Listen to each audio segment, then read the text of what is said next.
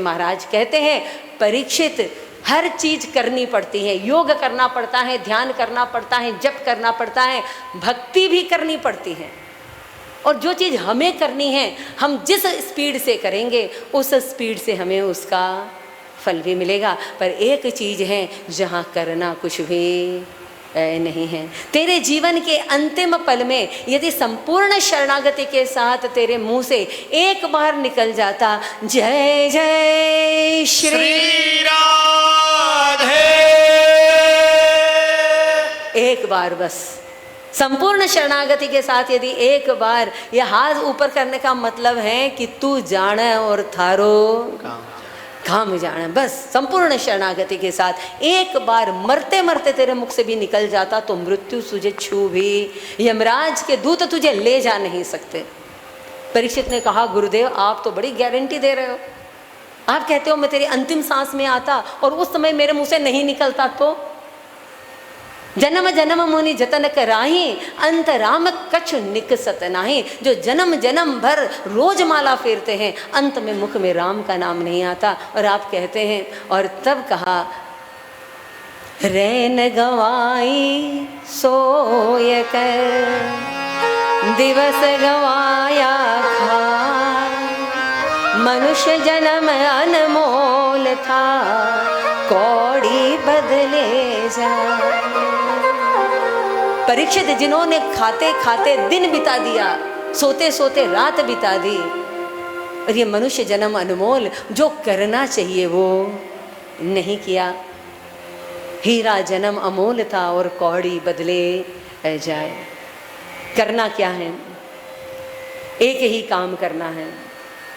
एतावान सांख्य योगाभ्याम स्वधर्म परिनिष्ठया जन्मलाभः परः पुंसाम अन्ते नारायण स्मृति। जीवन के अंत काल में चाहे जीवनानंते, साधनानंते, तीर्थानंते, जप जो कर रहे हैं, योगानंते, अंत में क्या होना चाहिए जीवन के? अंते नारायण स्मृति। पर कब होगा? जब जीवन भर नारायण को राम ही सुमेरिय गाइय, राम ही संतत सुनिय, राम गुण ग्राम।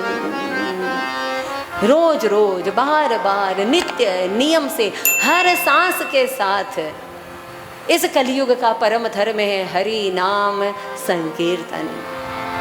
सारे ऋषि मुनियों के सामने कह रहे हैं परीक्षित जी महाराज को श्री सुखदेव जी कि अंत में नारायण की स्मृति बनी रहे।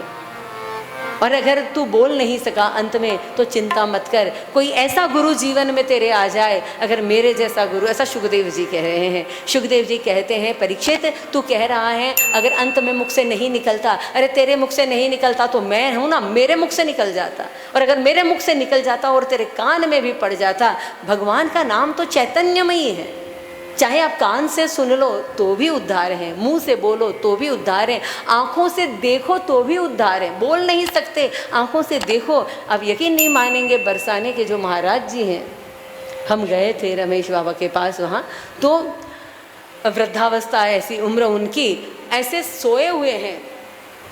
भीष्म पितामह की याद आ रही, जिनको हाथ भी हिलाना है तो एक आदमी आकर हाथ हिलाता है और दो उनके शिष्य ऐसी भागवत जी उल्टी करके पूरा समय भागवत के श्लोकों को देख रहे हैं।